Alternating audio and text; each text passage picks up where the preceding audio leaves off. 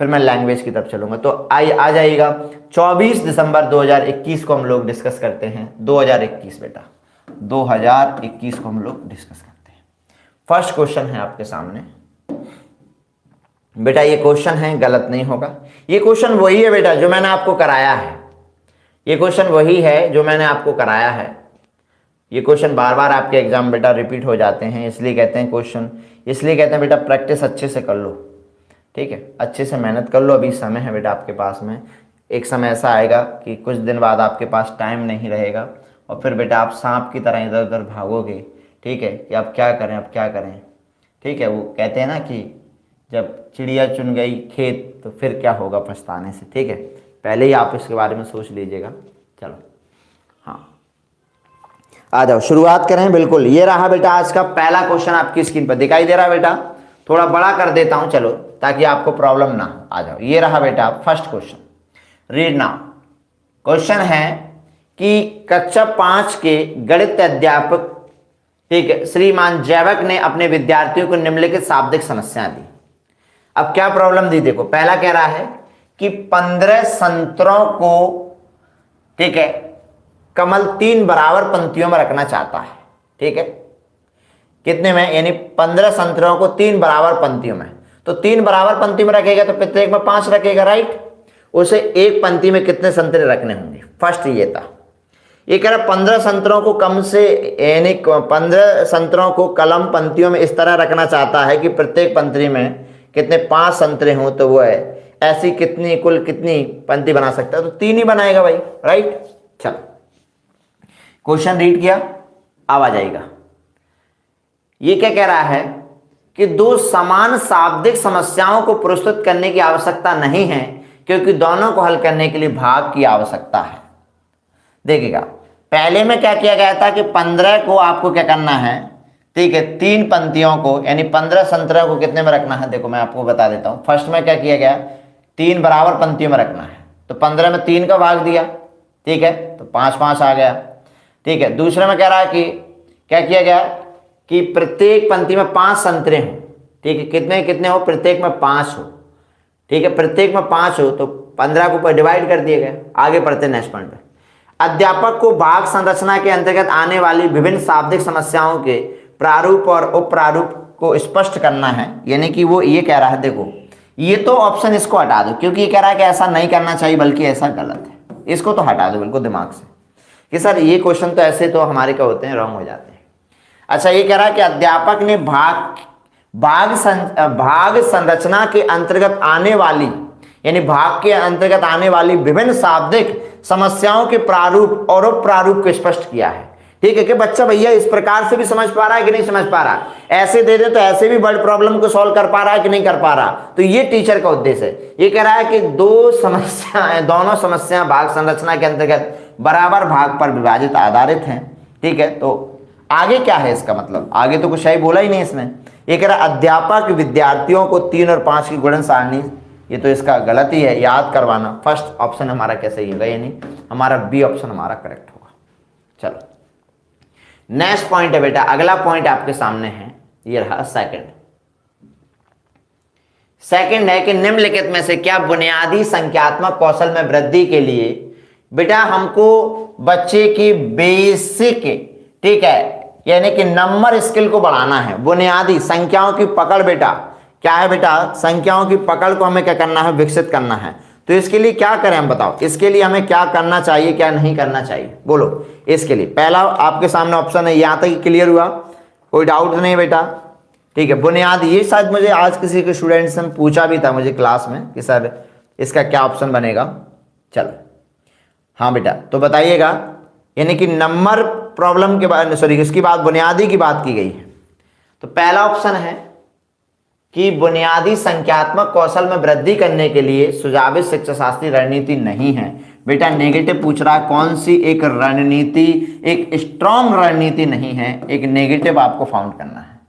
देखिए अगर हम बच्चों को हाथ से चीजें कराएंगे तो बेटा उनका बेसिक स्किल बहुत अच्छा हो जाएगा, राइट। जब बच्चा कोई भी चीज को स्वयं करेगा तो ये तो अच्छा हो जाएगा, तो ये तो हो सकता है हमारा। संख्यात्मक प्रश्नों का उपयोग करना, अच्छा मातृभाषा में निर्देशन देंगे तो ये भी हमारा बुनियादी सही है, कहानियां भी सही हैं, लेकिन ये कह रहा है कि हम बच्चों को कोई संख्यात्मक प्रश्नों का उपयोग कराएं, केवल हम उसको क्या दे दें, कोई संख्यात्मक क्वेश्चन उसको दे दें सॉल्व करने के लिए, जैसे हमने कोई संख्या उसको दे दी ऐसे सॉल्व करने के लिए, ठीक है। तो ये बच्चे के लिए बेसिक में हम कह सकते हैं नहीं है, इतना हेल्पफुल नहीं है। जैसे हम बच्चे को काउंटिंग सिखाएं तो बच्चे को स्वयं कोई मूर्त वस्तुओं के द्वारा कराएं, ठीक है। तो ये संख्यात्मक स्किल की बात कर रहा है, इसलिए बेटा ये हमारा जो ऑप्शन जो है वो हमारा क्या होगा, रॉन्ग होगा। यानी किसकी बात कर रहा है, केवल बात कर रहा है कि यूज ऑफ, हम कह सकते हैं कि नंबर प्रॉब्लम की बात कर रहा है कि हम केवल बेटा संख्यात्मक प्रश्नों का प्रयोग करें, तो इसलिए हमारा ऑप्शन हमारा बी सही होगा। ये सब हमारे लिए गलत हो जाएंगे क्योंकि नेगेटिव हमें देखना है, तो रणनीति नहीं है। चलो तीसरा क्वेश्चन है आपके सामने। तीसरा क्वेश्चन है कि प्राथमिक कक्षाओं में बच्चों की आकृतियों की अवधारणा का परिचय देने के लिए निम्नलिखित में से अत्यधिक उपयुक्त क्रियाकलाप क्या होगा। यानी प्राइमरी लेवल पर बेटा आपको शेप्स बताने, आपको आकृतियां बतानी हैं, तो इसके लिए आपको क्या करना चाहिए बताओ। प्राइमरी लेवल पर अगर आपको आकृतियों का परिचय देना है तो इसके लिए हम क्या करेंगे भाई, हमें यही करना चाहिए, ठीक। अगर कोई आकृति बतानी चाहिए, जैसे फॉर एग्जाम्पल हमने ये कहा बेटा कि ये आकृति है बेटा, ये त्रिभुज वाली आकृति है, राइट। हमने कहा बेटा ये एक आकृति है, तो बच्चे को हम क्या करें बेटा, अब इसके अनुभव में वो जानता हो, अब उसके अनुभव में क्या जानता है कि वो समोसा जानता है, क्या जानता है, समोसा, राइट। समोसा जानता है, समोसा जानता है, ये उसके अनुभव में है। तो इन्हीं चीजों से शुरुआत करना चाहिए कि नहीं करना चाहिए, करना चाहिए ना, बिल्कुल। यानी वही चीज हम बच्चों को क्या देना चाहिए बेटा, अपॉर्चुनिटी देनी चाहिए। तो फर्स्ट ऑप्शन हमारा क्या होगा, करेक्ट हो जाएगा। आगे आ जाइए बेटा, सेकंड क्वेश्चन ये रहा, ठीक है। थर्ड हो गया बेटा हमारा, फोर्थ क्वेश्चन है। हाँ, ये कह रहा है निम्नलिखित में से कौन सा सोपान समस्या समाधान में शामिल नहीं है। बहुत अच्छा क्वेश्चन है बेटा, प्रॉब्लम सॉल्विंग मेथड्स में इंक्लूड नहीं है, शामिल नहीं है बेटा। कौन सा पॉइंट है जो हमारा प्रॉब्लम सॉल्विंग में शामिल नहीं होता है, बस उसी को आप पकड़िएगा। बहुत बढ़िया, चलो हाँ, डी ऑप्शन पढ़ते हैं बेटा। प्रॉब्लम का स्पष्टीकरण करना, भाई प्रॉब्लम को क्लियर करना, ठीक है, परिणामों को प्रतिपादित करना, योजना करना, आविवेकी मतलब होता है बेटा, हम कह सकते हैं कि कलन विधि, यानी ऐसी विधि का प्रयोग करना जिसमें तर्क है ही नहीं।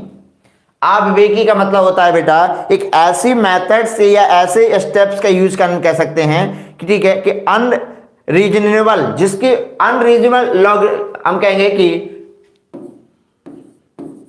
इसको इंग्लिश में कहेंगे अनरीजनेबल, क्या बोलेंगे, एल्गोरिथम।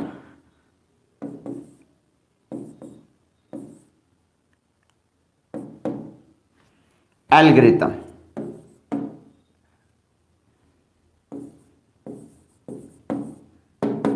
एल्गोरिथम यूज करना, ठीक है। तो बेटा ये किसका चरण नहीं है, ये इसका नहीं है, तो ऑप्शन क्या होगा, मतलब हम एक ऐसी अतर्क शक्ति का प्रयोग करना, ठीक है। तो गलत है हमारा डी ऑप्शन, फर्स्ट ऑप्शन हमारा सही होगा, नहीं है। नेक्स्ट क्वेश्चन पर आइएगा, ये रहा बेटा पांचवा क्वेश्चन।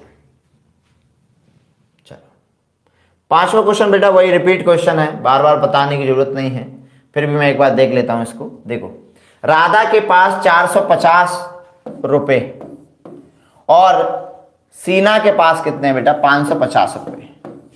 सीना के पास और राधा की अपेक्षा कितना धन अधिक है, कितना धन अधिक है बेटा, कितना धन अधिक है। तो इसके लिए क्या करना पड़ेगा, माइनस करना पड़ेगा, राइट।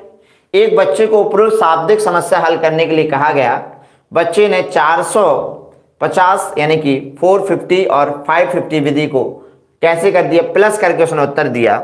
ये बता किस चीज को दर्शा रहा है बेटा, किस चीज को दर्शा रहा है, बताओ ये किस चीज को दर्शा रहा है कि बच्चे जोड़ तो जानते हैं, बच्चे घटाव जानते हैं, लेकिन बच्चे क्या नहीं जानते हैं, वर्ड प्रॉब्लम नहीं जानते हैं। क्या नहीं जानते बेटा, क्या नहीं जानते बेटा, वर्ड प्रॉब्लम यहां पर उनको नहीं आती है। क्या नहीं आती है, तो राइट ऑप्शन क्या बनेगा हमारा, ठीक है, कि भैया शब्दों की योग से संबंधित क्रियाएं बच्चे अधिक हैं, क्या है, ये नहीं जानते हैं। तो ये कह रहा है इससे संबंधित कारण क्या हो सकता है कि बच्चे को किस चीज, या तो आपने वो चीजें कराई हैं बच्चों को ठीक है, जो योग से चीज़ें वो जानते हैं। तो ये कह रहा है कि बच्चे में पढ़ने की कौशल की कमी है, तो बिल्कुल गलत है। याद रखिए, जो बच्चे के बारे में नेगेटिव बोलेगा वो ऑप्शन कभी सही नहीं होगा। बच्चा समझता है कि 550 नहीं घटाया जा सकता, ये बिल्कुल गलत है। बच्चों के योग की कलन विधि नहीं जानता है, ये कहे कि बच्चे ने अदे के शब्द योग से संबंधित किया है। हाँ, ये हम कह सकते हैं, इसका रीजन यही हो सकता है। और तो बेटा ऐसा कोई बन नहीं रहा, ठीक है, क्योंकि ये नहीं बन रहा है ऐसा ऑप्शन, बी ऑप्शन को हम नहीं ले सकते हैं। ठीक है, तो बेटा अगर नहीं करता तो ये कह रहा है कि वो नहीं जानता, ये कह रहा है कि वो उसको ये पता है कि ये नहीं घट सकता, तो फिर वो कोई और तरीका अपनाता है, ये तरीका तो नहीं है। इसका मतलब है कि बच्चे ने यही चीजें उसको कराई गई हैं। ठीक है, तो ऑप्शन हमारा डी हम की तरफ हम चलेंगे। चलो, ये कह रहा सर आप भैया सब करवा चुके हैं बेटा, तुम पहली बार आई हो। ठीक है, क्यूट गर्ल जो मैसेज कर रहे हैं बेटा, तुम पहली बार आई हो ना, बाकी आप प्लेलिस्ट में जाएंगे तब आपको पता चलेगा। ठीक है बेटा, अब आप एक कमेंट कर दें और आपके अनुसार कल से क्लास थोड़ी शुरू करेंगे बेटा। ठीक है, आप पहले प्लेलिस्ट में जाओ। आपने जितना सोचा नहीं बेटा, उससे ज़्यादा हम लोग पढ़ा चुके हैं। ठीक है, आपने जो कल्पना भी नहीं की हुई, कितने कॉन्सेप्ट हम, कितने प्रैक्टिस हम, ये तो बेटा करा चुके हैं पहले, ये तो दोबारा चल रहा है कराया हुआ। ठीक है, चलो। हाँ, एक बच्चा हमको कल कमेंट्स कर रहा है कि सर बेटा मत बोला करो। तो बेटा आप हमारे लिए हो क्या फिर? ठीक है, आप बताओ क्या हो फिर? हम भाई बोले, बहन बोले, ये शब्द का प्रयोग करें, मेरी बहन, मेरा भाई। ठीक है, ये वर्ड बोले। आप बड़े हैं चाहे छोटे हैं बेटा, आप छोटे हैं चाहे हमसे बड़े हैं, लेकिन आप हमारे लिए वही हैं। ठीक है, क्योंकि शिक्षक का जो दर्जा है वो बेटा हमेशा ही ऊपर है। ठीक है, चाहे वो कोई भी टीचर हो। ठीक है, तो ये वर्ड आपके लिए हम यूज़ करते हैं, तो ये कोई वर्ड, ठीक है, ऐसा वर्ड नहीं है, अवांछनीय शब्द नहीं है जो हम यूज़ करते हैं। ठीक है, हालांकि हम हो सकते हैं बहुत सारे लोग बड़े, इसमें कोई इशू नहीं है। चलिए, हाँ, ये रहा 6 क्वेश्चन। स्थानीय मान की अवधारणा प्रस्तुत करने के लिए पूर्व छात्रों को मूल सामग्री से गिनती और सामूहिकरण क्रियाकलाप कराने चाहिए। इस प्रकार के क्रियाकलाप का प्रयोजन क्या कहलाता है? ठीक है, जब हम सामूहिकरण से बता रहे हैं तो क्या करेंगे बेटा?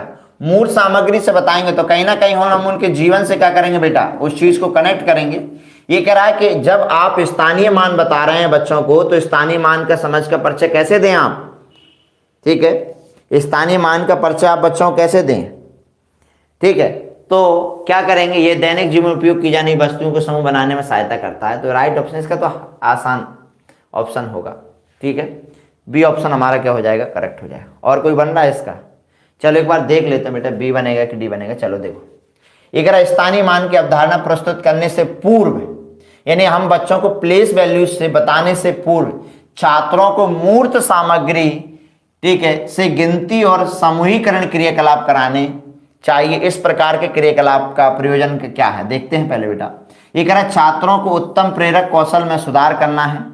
ये कह रहा है दैनिक जीवन में उपयोग की जाने वाली वस्तुओं के समूह बनाने में सहायता करता है। दी गई सामग्री की आकृतियों को पहचानने में सहायता करता है।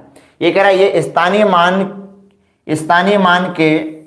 स्थानीय मान प्रणाली में समूहकरण और विनियमन को समझने में सहायता करता है, मदद करता है। बेटा ये कह रहा है कि हम स्थानीय मान बताने से पहले मूर्त सामग्री द्वारा गिनती सिखाएं कि बेटा ये 1 चॉकलेट है, ये 2 चॉकलेट है, 3 चॉकलेट है, 1 चॉकलेट को जोड़ेंगे, 2 चॉकलेट को जोड़ेंगे, ठीक है, 10 चॉकलेट को जोड़ेंगे तो बेटा यहाँ 1 आएगा, 1 चॉकलेट इधर चली जाएगी। तो ये बेटा हमारे रीग्रुपिंग में हेल्प करेगा। तो बी ना होते हुए फिर हमारा डी बेस्ट बनेगा। क्या बनेगा बेटा? डी बनेगा। समझ में आ गया? हाँ,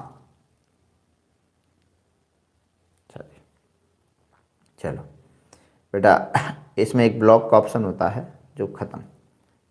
चलो हटो। हाँ बेटा, फोकस करिएगा इधर बेटा। ना तो हमें तुम्हारी ज़रूरत है, ना तुम्हारे सब्सक्राइब की ज़रूरत है। तुम लोगों से हाथ जोड़ के विनती है, कहीं और जाओ और कहीं और पढ़ो। ठीक है, चलो आ जाओ। ऐसे विद्यार्थियों से तो हाथ जोड़कर विनती करते हैं, बदतमीज कहेंगे। चलिए, हाँ, इधर 7 क्वेश्चन है बेटा। किन्हीं 2 पूर्ण संख्याओं का योग एक पूर्ण संख्या होता है, यह योग का क्या कहलाता है? देखो वही क्वेश्चन आ गया बेटा। याद करो बेटा, जो मैंने आपको समझाया था, याद करिएगा, फॉर्मूला याद करो, आइडेंटिटी प्रॉपर्टी की याद करिएगा। आइडेंटिटी प्रॉपर्टी को याद करिएगा। आइडेंटिटी प्रॉपर्टी को याद करिएगा। और आइडेंटिटी प्रॉपर्टी क्या होती है बेटा? आइडेंटिटी प्रॉपर्टी में क्या होता है, जिसको हिंदी में तत्समक कहा जाता है, तत्समक गुण कहा जाता है। और याद करो बेटा, मैंने आपको समझाया था कि इसका फॉर्मूला बनता है a प्लस बी बराबर आर। ए और बी क्या है बेटा? ए और बी जो दो संख्या हैं, ये कौन सी संख्या है बेटा? ये पूर्ण संख्या है। क्या संख्या बेटा? और ये कौन सी संख्या बेटा? ये पूर्णांक संख्या है, पूर्णांक पूर्ण संख्या है। ठीक है, ये मैंने आपको बताया। तो ये क्या कह रहा है कि यदि दो पूर्ण संख्याओं का योग एक पूर्णांक संख्या होता है, एक पूर्ण संख्या होता है, एक पूर्ण संख्या है, या पूर्णांक संख्या या पूर्ण संख्या मान लो इसको। ठीक है, जैसे हमने लिया कोई 1 + 2 ले लिया, ये दोनों पूर्णांक है। अब इनको जोड़ेंगे तो 3 बनेगा, तो ये पूर्ण ही संख्या तो बन रही है बेटा। तो हमारी क्या हो गई? सेटिस्फाई हो गई कि नहीं हो गई? बोलो, सेटिस्फाई हुई। तत्समक गुणक प्रॉपर्टी है। याद करो बेटा मेरी क्लास को। हाँ, कोई डाउट यहां तक? चलिए आगे बढ़ें, नेक्स्ट क्वेश्चन पे चलते हैं बेटा, अगले क्वेश्चन पर। 7 क्वेश्चन है बेटा, 8 क्वेश्चन हो गया, 7 पर आइएगा। वैन हेले के सिद्धांत के अनुसार ज्यामिति के अधिगम सिद्धांत के लिए प्रथम महत्वपूर्ण पद संपूर्ण चित्र है। क्योंकि ये कह रहा है कि वैन हेले का जब हम सिद्धांत पढ़ाते हैं तो सबसे पहले उसको पूरा चित्र बताया जाता है, उसको साइड नहीं बताई जाती। जैसे याद करो, ये कह रहा है कि सबसे पहले हम ऐसा क्यों करते हैं, वाई रीजन। ठीक है, कि हम बच्चों को अगर कोई चीज पढ़ा रहे हैं तो सबसे पहले उसको होल संरचना उसको बताई जाती है। इसका पीछे का रीजन क्या है कि भाई उसको सबसे पहले होल संरचना उसको बताई जा रही है। नहीं, ये जैसे मैंने कहा कि सबसे पहले हम उसको ये बताते हैं, देखो ये वैन हेले साहब के जो 5 चरण हैं, याद करिएगा, ये दे रहा है वैन हेले साहब के 5 चरण हैं। बेटा बार बार इसलिए बता रहा हूं, आपके दिमाग में बस जाने चाहिए, बिल्कुल गलती नहीं होनी चाहिए। देखो यहां पर पहला है विजुअलाइजेशन, ठीक है, फिर एनालिसिस है, फिर एब्स्ट्रैक्ट है, फिर हम कह सकते हैं जिसे रिलेशन कहा जाता है, फिर डिडक्टिव है, फिर रिगर है। तो वो क्वेश्चन ये कह रहा है कि सबसे पहले बच्चे को संपूर्ण चित्र बताया जाता है। क्या किया जाता है बेटा? सबसे पहले बच्चे को संपूर्ण चित्र बताया जाता है। जैसे फॉर एग्जांपल के लिए कि हम बच्चे को त्रिभुज बता रहे हैं, तो बेटा ऐसे नहीं बताते हैं उसको। त्रिभुज ऐसे नहीं बताया जाता है कि जिसकी 3 भुजाएं होती हैं, ये परिभाषा नहीं। पहले कहा जाता है बेटा ये जो ऐसी आकृति का दिखता है, यानी कि जो समोसे की आकृति का दिखता है, उसे त्रिभुज कहा जाता है। तो ये त्रिभुज बताया जाता है, ठीक है, क्यों? ताकि वो उसकी होल प्रॉब्लम को क्या कर सके बेटा? समझ सके, होल प्रॉब्लम को क्या कर सके? समझ सके। ठीक है, अब देखते हैं बेटा क्या क्वेश्चन, क्या आंसर बनेगा हमारा। हाँ, ये कह रहा है ऐसा क्यों किया जाता है, इसका पीछे का रीजन क्या है। चलो देखते हैं क्वेश्चन में क्या कह रहा है। हाँ, ये कह रहा है ये आकृतियों के विश्लेषण और दृश्यीकरण कौशल को विकसित करने का आधार होता है। ये बच्चे की ज्यामितीय आकृति के नाम का स्मरण करने में, देखो नाम का स्मरण करने में गलत है बेटा, अंक प्राप्त करने में बेटा गलत है। ये टेनग्राम पहेलियों को हल करने में सहायता करता है। क्या टेनग्राम की पहेलियों को हल करने में हमारी मदद करेगा? बोलो जल्दी से। तो आप कहोगे सर ये जो ऑप्शन जो है वो हमारा क्या है? रॉन्ग है। तो क्या सही बनेगा हमारा? यानी कि यही हमारा सही बनेगा कि अगर ऐसा करेंगे तो बच्चे चीजों को विजुअलाइज कर पाएंगे, ठीक है, यानी कि विजुअलाइज कर पाएंगे, दोनों के बीच में डिफरेंस भी कर पाएंगे। तो राइट ऑप्शन हमारा क्या बनेगा? फर्स्ट बनेगा। चलो आगे बढ़े बेटा। नेक्स्ट क्वेश्चन है आपकी स्क्रीन पर, ये रहा बेटा 9 क्वेश्चन। क्वेश्चन बहुत आसान है बेटा, बहुत आसान क्वेश्चन है। बताओ, एक अध्यापिका ने अपने छात्रों को कोई भी 4 अंक उपयोग करके, ठीक है, उपयोग करके 4 अंकों की सबसे बड़ी संख्या बनाने के लिए कहती है, बशर्ते उसे 5 को इकाई के स्थान पर नियमित करना होगा। ये क्या है? एक उदाहरण है। बताओ कैसा उदाहरण होगा, बताइए। पहले आप क्वेश्चन को समझ लो बेटा, नहीं फिर आप लोग गलती कर जाओगे। अब मुझे ये क्वेश्चन आपको समझाना पड़ेगा, तब आप लोग इसको क्वेश्चन को समझ पाओगे, नहीं बेटा आप गलती करोगे। देखो बेटा, एक अध्यापिका ने कहा कि एक अध्यापिका ने अपने छात्रों से कोई भी 4 अंक, चलो हमने कोई भी 4 अंक लेंगे, कह रहा है कोई भी 4 अंक करके एक 4 अंकों की सबसे बड़ी संख्या बनाने के लिए कहती है कि सबसे बड़ी संख्या बनाने के लिए। अच्छा ये बताओ 4 अंकों की सबसे बड़ी संख्या क्या होती है? 9999, यही बनेगी। 4 अंकों की बड़ी संख्या कितनी बनेगी बेटा? ठीक है, कितनी बनेगी? सबसे बड़ी संख्या कितनी बनेगी? यही बनेगी, राइट। क्वेश्चन में क्या कह रहा है? बशर्ते है कि उसे 5 को इकाई के स्थान पर नियमित करना। चलो भैया, हम 5 को हमने यहां रख दिया। क्या रख दिया? 5 को हमने यहां रख दिया, फिक्स कर दिया।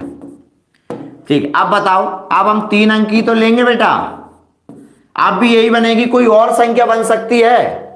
कोई और संख्या बन सकती है? कोई और संख्या, कोई और संख्या बन सकती है क्या? नहीं बनेगी ना, नहीं बनेगी सर। एक ही संख्या बनेगी, एक ही संख्या बनेगी, कोई और संख्या नहीं बन सकती है। और जिसका एक ही उत्तर होता है उसे क्या कहा जाता है? उसे क्लोज एंडेड कहते हैं। क्या कहते हैं उसे? क्लोज, क्या कहते हैं बेटा? उसे क्लोज एंडेड कहते हैं, क्लोज एंडेड कहते हैं। और जिसके अनेक उत्तर बनते हैं उसे ओपन एंडेड कहते हैं। ठीक है, तो ये लिखा है नियमित कालिका का मतलब होता है क्लोज। क्लोज इसका मतलब होता है ओपन। इंग्लिश में बेटा जब आप देखोगे तब इसका मतलब यह है। तो आंसर क्या बनेगा? ए बनेगा कि बी बनेगा? तो आप कहोगे सर बी बनेगा, बी। अब आगे समझ में कोई डाउट बेटा? बेटा कंसेप्ट ऐसे क्लियर करके जाओगे, एग्जाम में जब उतरो ना बेटा तो वहां पर गर्दा उड़ा देना बिल्कुल। आपके चेहरे पर एक ग्लो होना चाहिए, ठीक है। प्राउड फील करो कि सर हमको एडी सर ने पढ़ाया है और हमारी कंसेप्चुअल नॉलेज कैसी होगी? तगड़ी नॉलेज है। एग्जामिनर कहीं से भी क्वेश्चन दे दे, बेटा हम लोग पागल तो है नहीं कि आप लोगों की इतनी रात मेहनत करा रहे हैं, ठीक है।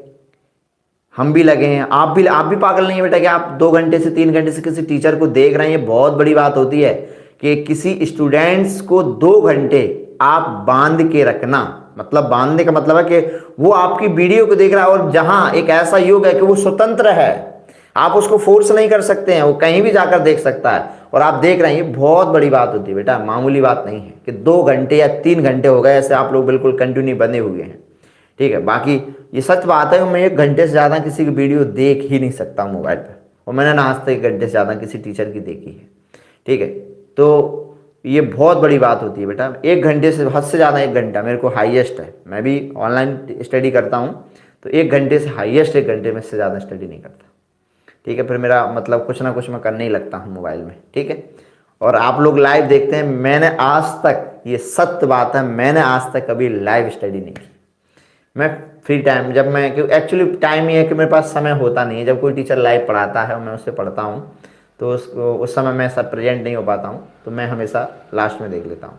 उसका कोई इशू वो नहीं है बेटा, बट यह है कि अब समस्याएं ज़्यादा हैं इस समय, ठीक है। पढ़ाना भी आप लोगों को होता है।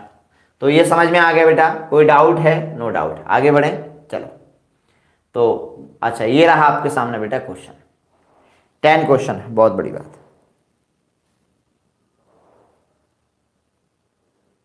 चलिए बहुत बढ़िया है। चलिए दिव्या कह रही है आप डिजर्व करते हैं। बेटा आप लोग डिजर्व करते हैं, ठीक है। हम कहाँ, हम तो लगे हैं बेटा जीवन में संघर्ष करने। चलो बताओ क्या आंसर बनेगा? हाँ, दशमलव संख्याओं का, ठीक है, रिप्रेजेंटेशन यानी प्रतिनिधित्व करने के लिए निम्नलिखित में से कौन सा उपयुक्त होगा? बताओ। तो हम क्या करें बेटा? दशमलव संख्याओं को बताने के लिए किसका यूज करेंगे?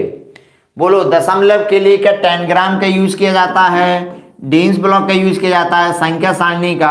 अरे ग्रेड का यूज करते हैं। किसका यूज करते हैं? ग्रेड का यूज करते हैं। अब बहुत से लोगों को पता नहीं होगा सर ग्रेड क्या होते हैं, तो चलो भैया ग्रेड देख लो। हम लिए इसलिए तो करा रहे हैं आपको, ग्रेड कर लो। अब बेटा ये पीडीएफ हम आपको फॉरवर्ड कर देंगे सभी को, जितने लोग हमसे जुड़े हैं ना, ठीक है। इसको हम उस पर डाल देंगे प्ले स्टोर पर। उस वो हमारा जो एप्लीकेशन है ना, ये जो पीडीएफ, ये जो हम आपको करा रहे हैं, ये हम उस पर डाल देंगे एप्लीकेशन पर। इससे क्या होगा, जो विद्यार्थी को नीड होगी वो वहाँ से डाउनलोड कर लेगा, वो प्रिंट करवा लेगा, ठीक है। तो हम ऐसा सेट कर देंगे इसको कि प्रिंट में आपको आसानी रहेगी। 5 से 6 पेज में आपको पूरा मैटर मिल जाएगा। चलो तो क्या बताना था आपको, ग्रेड एक्टिविटीज बतानी थी। ये बार बार आपके दिमाग में बस जाएंगे, ठीक है, कोई और बसा होगा वो डिलीट हो जाएगा और ये बस जाएगा, ठीक है। तो ये होती है बेटा ग्रेड एक्टिविटीज। चलिए, ये होती है बेटा ग्रेड एक्टिविटीज, और हम दशमलव की यूज करते हैं, याद रखिएगा दशमलव गुणन के लिए हम इसी का यूज किया जाता है, ये ग्रेड एक्टिविटीज होती है। अच्छा, ग्रेड एक्टिविटीज का कैसे यूज किया जाता है, देखो मैं बताता हूँ। ग्रेड एक्टिविटीज जैसे आपको, ठीक है, जैसे यहाँ देखिए ग्रेड एक्टिविटी यूज करते कैसे, बहुत से विद्यार्थियों को पता ना हो, इधर देखिएगा। जैसे ये कोई संख्या है 0.25 इंटू 0.5, इसका आपको गुणा करना है बच्चों को। तो आप क्या करिएगा, उससे कहिए बेटा एक ये ग्रेड एक्टिविटी है, उससे हम कहें बेटा कि मान लो इधर बेटा यहाँ 2 रख लिया और यहाँ बेटा 5 रख लिया। इधर से बेटा 2 कॉलम लेने, कितने कॉलम लेने बेटा 2, 1 और 2 कॉलम ले लिए। चलो, इधर से बेटा कितने लेने, इधर 5 है तो 5 लो, 1 2 3 4 5, ये 5 ले लिए, ठीक है। अब उसको कहो बेटा कि अब तुमको जो कॉमन आ रहा है नहीं, यहां से और यहां तक जितने गोले हैं बस उनको गोलों को गिन लो, 1 2 3 4 5 6 7 8 9 10, कितने हो गए बेटा, टोटल 10 हो गए। अब बेटा एक पॉइंट यहाँ है, एक पॉइंट के बाद यहाँ है, तो टोटल 2 पॉइंट है, तो क्या करेंगे 1 2 यहाँ 0 पॉइंट लगा देंगे। ये होता है बेटा ग्रेड एक्टिविटी का यूज किया जाता है, ठीक है, दशमलव गुणन सिखाने के लिए, यानी डेसिबल मल्टीप्लिकेशन सिखाने के लिए हम इसका यूज करते हैं। आ जाओ भैया, समझ में आ गया। कहाँ चले गए थे आप लोग, जितने लोग बाद में आए हैं, कौन कौन बाद में आए, जरा हाजिरी तो लगाए। राम भाई कहाँ है, समाज जितने विद्यार्थी हैं बेटा रेगुलर रहा करो, ऐसे काम नहीं चलेगा। हाँ, ममता मोनू जितने, आ जाओ अपने पॉइंट पे चलते हैं बेटा, थोड़ा स्पीड बढ़ाते हैं। चलो, अच्छा ये याद है बेटा जियो बोर्ड का 2D शेप्स के लिए किया जाता है। अच्छा याद रखिए बेटा 10 ग्राम जो होता है, 10 ग्राम का यूज जो है वो इसमें 7 ब्लॉक होते हैं, 7 आकृतियां होती हैं, और इसके द्वारा एक ब्लॉक बच्चों को सिखाया जाता है। कोई भी चीज हम इसके वर्ड सिखा सकते हैं।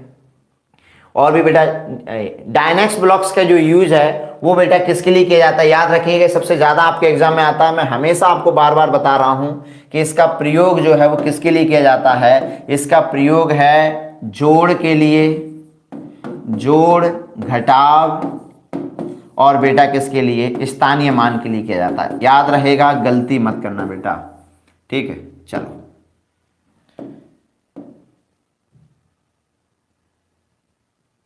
आ जाओ, तो राइट ऑप्शन क्या बनेगा बेटा, सी बनेगा, ठीक है। अरे कहां जा रहा है यार, ये कहां जा रहा है,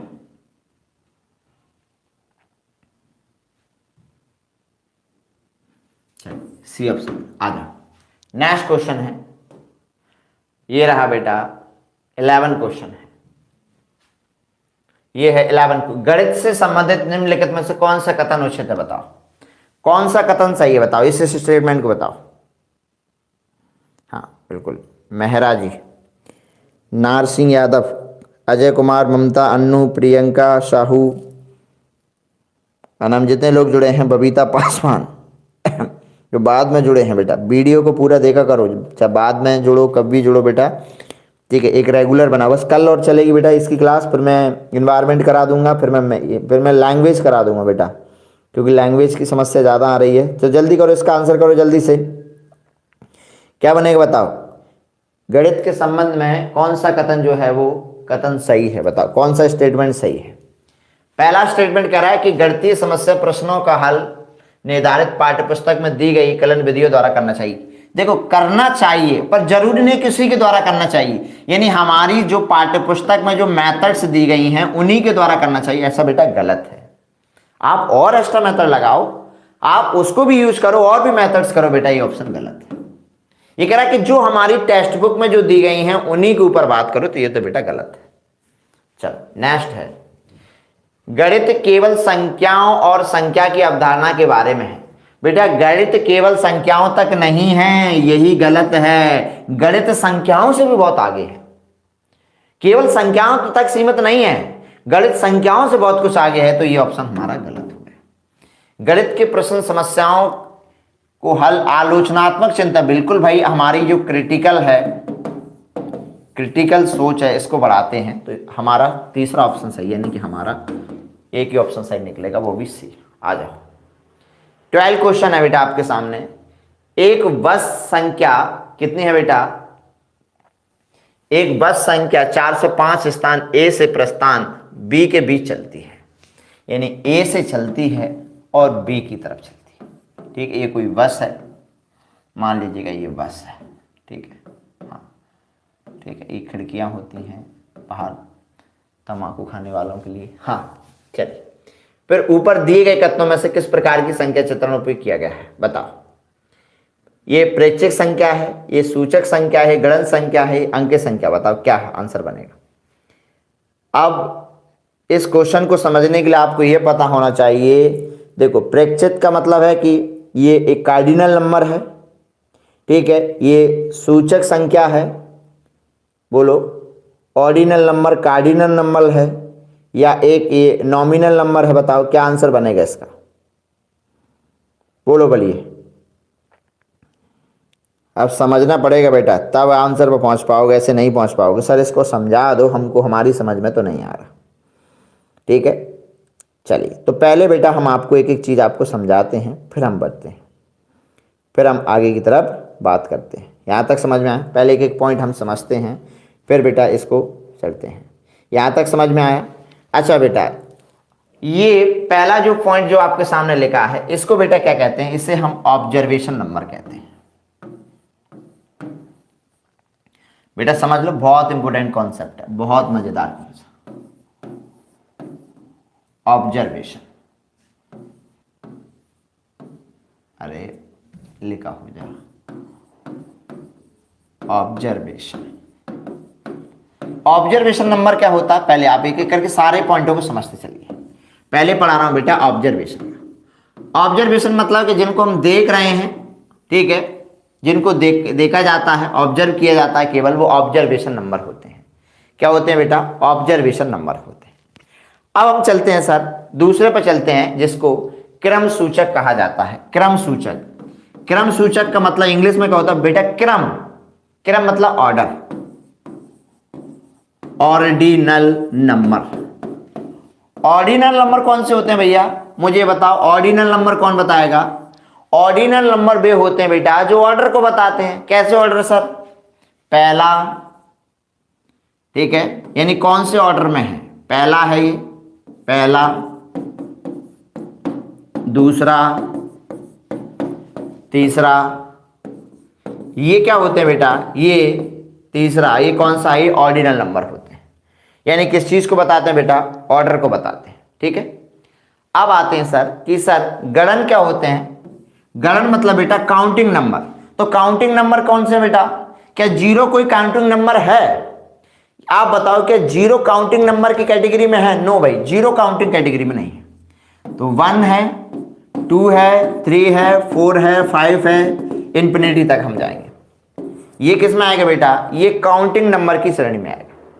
किस में आ जाएगा बेटा ये? ठीक है, और काउंटिंग नंबर को क्या कहा जाता है बेटा? कार्डिनल नंबर कहते हैं। काउंटिंग नंबर को क्या कहते हैं? कार्डिनल नंबर कहा जाता है। इंग्लिश में कार्डिनल नंबर कहा जाता है।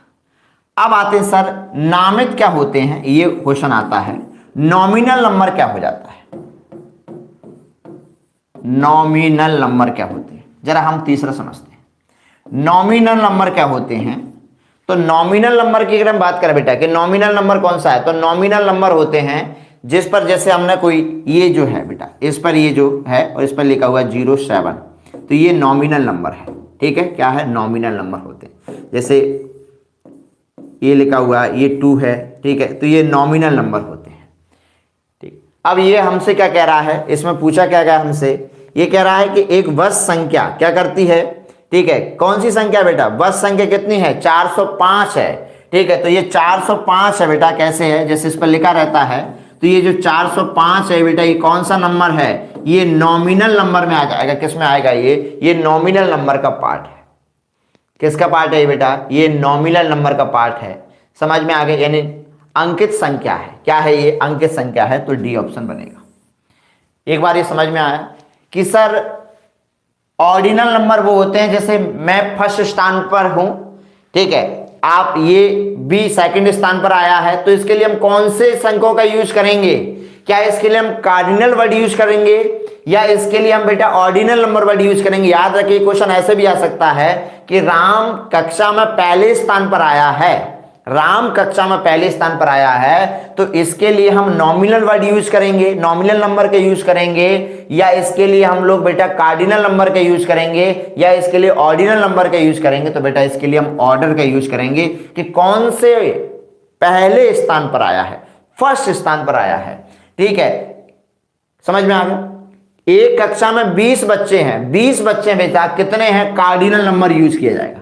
एक क्लास में 20 बच्चे हैं, क्या यूज किया जाएगा, कार्डिनल नंबर यूज किया जाएगा। तीन चीजें बता रहा हूं बेटा, बार बार इसलिए बता रहा हूं ताकि दिमाग में एक बार बिठा लो। ठीक है, दोबारा फिर मैं बता रहा हूं ताकि गलती ना हो बेटा, फिर एक बार कह रहा हूं कि 3 वर्ड का यूज याद रखो, ऑर्डिनल, ऑर्डिनल नंबर। बेटा मेरे विद्यार्थी हो तो कहीं भी उतर जाना, ठीक है। चलो, ऑर्डिनल नंबर, कार्डिनल नंबर और नॉमिनल नंबर, बस ये 3 ही नंबर आपसे पूछे जाएंगे। ठीक है, ये 3 ही नंबर आपसे क्या पूछे जाएंगे। ठीक है, ये 3 ही नंबर जो है वो आपसे पूछे जाएंगे। चलो फिर बता देता हूं, इधर देखो, ऑर्डिनल नंबर में आता है फर्स्ट, सेकंड, थर्ड, ये ऑर्डिनल नंबर है बेटा। ठीक है, कार्डिनल नंबर में आते हैं जिनको हम काउंट कर सकते हैं, गणना कहते हैं, गणना। ठीक है, जैसे कि लाइक एग्जाम्पल के लिए 1 2 3 4 5 6 7 इंफिनिटी, ये किस में आएगा बेटा, कार्डिनल में आएगा। नॉमिनल में क्या आता है बेटा, नॉमिनल में ठीक है वो नंबर आते हैं जो एक हम कह सकते हैं कि जिनको एक संख्या लिखा रहता है, जिन पर एक ठीक है एक अंकित संख्या की जाती है, ठीक है, उसको कहा जाता है। या जिसकी बेटा या एक डेफिनेशन बना सकते हैं, तो ये कह सकते हैं कि केवल इनके नाम के रूप में प्रयोग किया जाता है।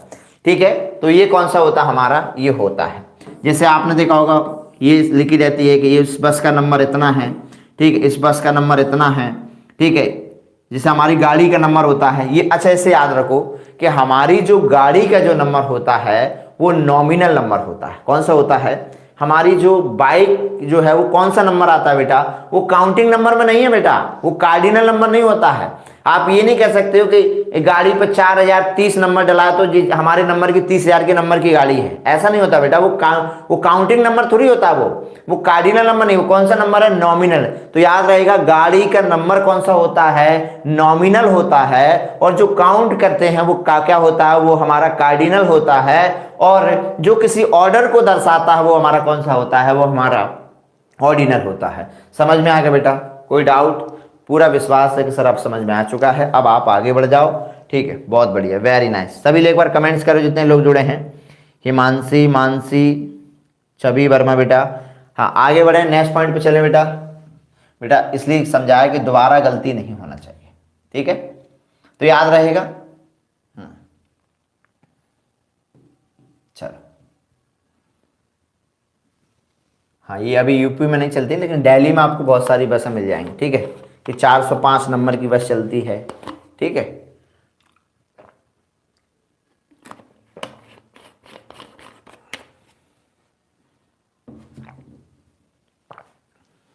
चलो,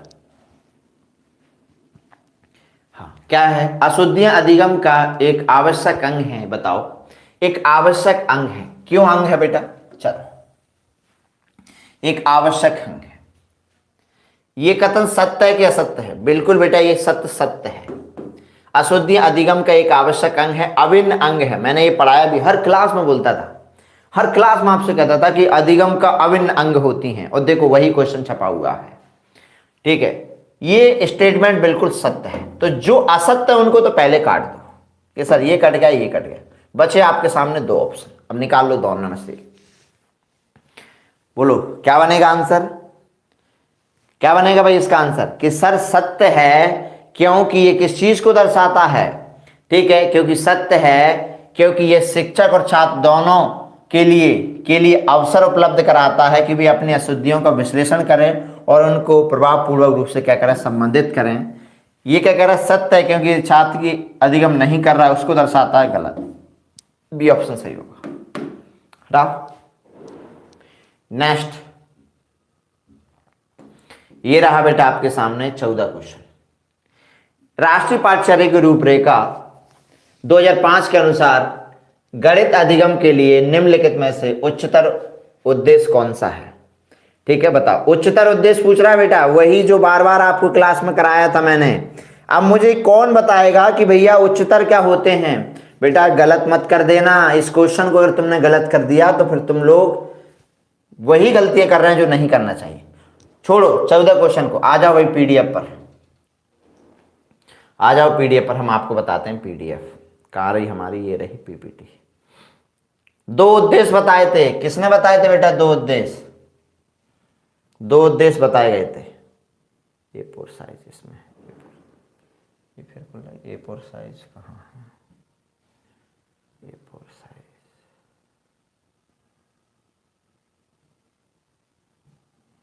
खुल जा खुल जा खुल जा खुल जा सिम। देखो ये रहा। चलो, जॉर्ज पोलिया ने क्या बताए थे? आज ही क्लास में एक स्टूडेंट हमसे पूछा भी था ये क्वेश्चन। हाँ सुनिए, जॉर्ज पोलिया ने 2 उद्देश्य बताए हैं। कितने उद्देश्य बताए हैं? सुन लो भैया। पहला उद्देश्य है संकीर्ण उद्देश्य। पहला कौन सा है? संकीर्ण उद्देश्य। दूसरा है बेटा ऊंचा या उत्कृष्ट। उत्कृष्ट यानी ऊंचा उद्देश्य, ऊंचा उद्देश्य।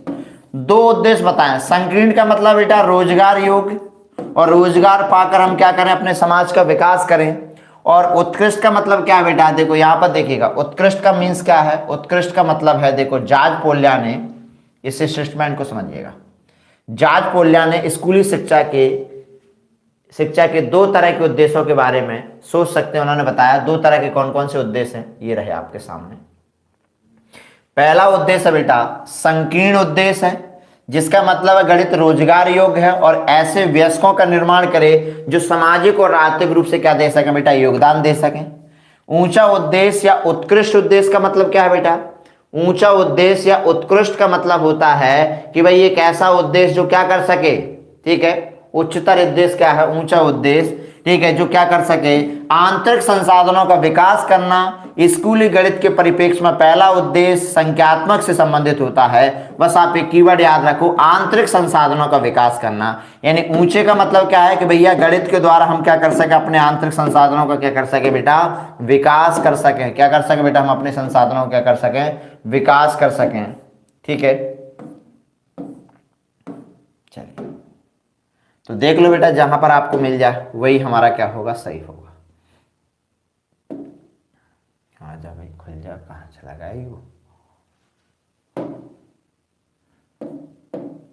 हाँ देख लो भैया, कहाँ लिखा है? ये लिखा है, देखो आंतरिक संसाधनों का क्या किया जा सके? विकास किया जा सके। C option. पुराने पेपर जो नहीं लगा रहे हैं बेटा, बहुत बड़ी गलती कर रहे हैं। Very nice. देखो दिव्या, अनम, ममता, शिवानी, नियति, पोल्या। अच्छा दिव्या, मुझे लगा दिव्या अपना नाम बता रही है, पोल्या नहीं, उसका नाम बता रही। हाँ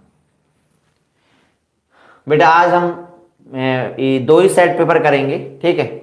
और कल हम लोग 3 करेंगे। इसके बाद 27 रह जाएगा बेटा हमारा। कौन सा? 27 रह जाएगा, ठीक है। 27, 28, 29, 30 और 31, 5 पेपर रह जाएंगे, ठीक है। तो 2 क्लास में। चलो, तो ये आज का बेटा ये लास्ट क्वेश्चन है। एक व्यक्ति कहता है कि गणित में लड़कियां लड़कों की अपेक्षा अच्छी होती हैं। लड़कियां लड़कों की अपेक्षा अच्छी होती हैं। इस दावे के लिए निम्न कौन से आंकड़े सहायक होंगे? बताओ, ये गलत कहता है। चाहे लड़के कहे चाहे लड़की कहे, ठीक है। समुदाय के अनेक व्यक्तियों की राय लेना, कक्षा में परीक्षा लेना और लड़के लड़कियों से प्राप्त की तुलना करना, घर विद्यालयों के पूर्व अनुमान या जेंडर और गणित के क्षेत्र में विविध शोध अध्ययन। बताओ क्या आंसर बनेगा इसका? आंसर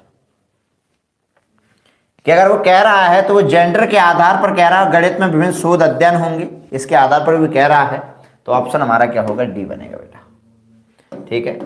यानी कि राइट ऑप्शन क्या बनेगा? डी। अब ये पीडीएफ हम आपको अपलोड कर देंगे बेटा, और फिर आप लोग इनको सॉल्व करना। आज हम इतने ही क्वेश्चन रखते हैं, ठीक है, क्योंकि और कल हम इस क्लास को और बेटर तरीके से करते हैं। अब मुझे आपको एक क्लास जो मुझे लेनी थी आरटी वाली और उसकी क्लास वो मैं लूँगा। पहले मैं चाहता हूँ कि एक क्लास आपको दिन में करा दी जाए, या मतलब यही समय सही है वैसे, 2 क्लासों में कंप्लीट हो जाएगा हमारा। और फिर इसके बाद में हम लोग ईवीएस करेंगे, ठीक। और ईवीएस से पहले मुझे आपको एनसीएफ 2005 और आरटी 2009 और न्यू एजुकेशन पॉलिसी, ये 3 चीज़ें मुझे पहले पढ़ानी है आपको, क्योंकि इनको पढ़ने से आपके बहुत सारे जो कॉन्सेप्ट है वो आपके क्लियर हो जाएंगे, राइट। तो हाँ, इंग्लिश के ऊपर अब हम काम करें। अभी हमारे पास 15 दिन है, 15 दिन में हम लोग बहुत कुछ कर लेंगे। मैं चाहता हूँ कि आज 2 दिन में इसको कंप्लीट करूँ, फिर हम आगे बढ़ते हैं, राइट। तो कल हम सेशन थोड़ा बढ़ा लेंगे, कल हम 3 तो करेंगे कम से कम, आज 2 ही करने थे, ठीक है। चलो, कल 3 कर लिए हमने, आज 2 कर लेते हैं कल, बिल्कुल। तो मिलते हैं भाई नेक्स्ट क्लास में। कैसे हैं आप लोग? मस्त रहो यार जीवन में, ठीक है। जितने दिन हैं एंजॉय करो, ठीक है, जब तक हैं। और माँ बाप के साथ समय बिताओ, क्योंकि पेरेंट्स ही दुनिया है बेटा। चलो, हाँ बेटा, ये कौन आ गया भाई? चलिए, हाँ, ब्लॉक कर दो ऐसे लोगों को बेटा, हमें तुम्हारी बिल्कुल भी ज़रूरत नहीं है ऐसे लोगों की, ठीक है। चलो आगे बढ़ें। कोई डाउट बेटा? हाँ, हमको बेटा सही लोग चाहिए। सही का मतलब पढ़ने वाले लोग चाहिए। क्या करेंगे यार सब्सक्राइबर लेकर, लाखों मिलियन लेकर क्या करेंगे? छोटे हैं, छोटे ही सही, ठीक है। दिल बड़ा होना चाहिए, इंसान दिल से बड़ा होता है, ठीक है। तो हम लोग छोटे हैं, सब्सक्राइबर छोटा है हमारे पास, मतलब कम लोग जुड़े, कोई बात नहीं है। दिल बड़ा है, मेहनत करेंगे, सक्सेस होंगे। कहते हैं कि जो हुनर होता है वो किसी का मोहताज नहीं होता है। अगर हमारे अंदर हुनर है कुछ करने का, जीवन में कुछ पाने का, तो बिल्कुल हम लोग बढ़ेंगे। और खुदा, भगवान, जो कुछ है, ईश्वर के ऊपर बैठा है, वाहिगुरु जो भी है, फादर जो भी है, वो बैठा है, वो सबके साथ न्याय करता है। बस मेहनत करो, ठीक है। वो कहा है कि जो भगवत गीता में भी लिखा है ना कि कर्म अगर सच्चे मन से किया जाए तो कर्म कहाँ निष्फल होता है, ठीक है। बस अगर आप सच्चे मन से कर रहे हैं तो आपका कर्म कभी भी निष्फल नहीं होगा।